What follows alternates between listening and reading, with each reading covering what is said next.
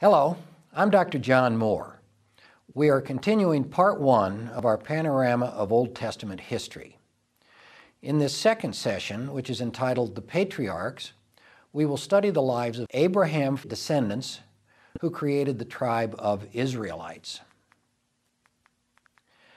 Abraham fathered a son, Ishmael, with an Egyptian slave girl because his wife Sarai was barren and could not produce an heir. It should be noted that this was indeed the custom of the day to have surrogate wives for women who could not bear children.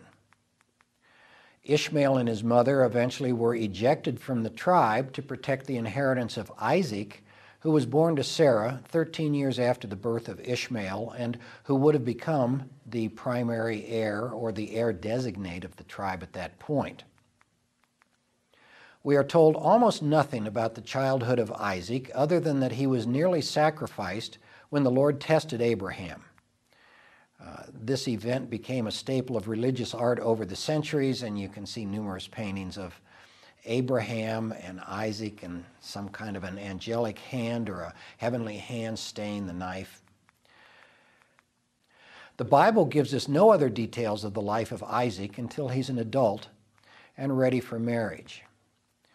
At age 40, a servant was sent to obtain a bride for Isaac from Padan Aram, which is Haran, and that's the region from which Abraham had departed and in which the relatives of Abraham still resided. In other words, someone was being sent back to the old country to get a good family girl as a bride for Isaac. His bride was named Rivkah, and she was a granddaughter of one of Abraham's brothers who had remained up in Haran after Abraham left. Now the Bible, Genesis 24:16, says that the girl was very beautiful. She was a virgin. No man had ever laid with her. She went down to the spring, filled her jar, and came up again. This would suggest that she was young because she was beautiful, she was unmarried, and she was the daughter of a man of some local prominence. This would make her highly marriageable, and she would have been married rather quickly, so she has to be relatively young, probably in her mid-teens.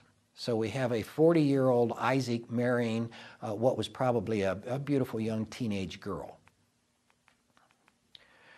It's possible today to see beautiful young women carrying their water jars on their heads or their shoulders, and this particular photograph was taken in that region to give you a sense perhaps of what Rebecca may have looked like in those days.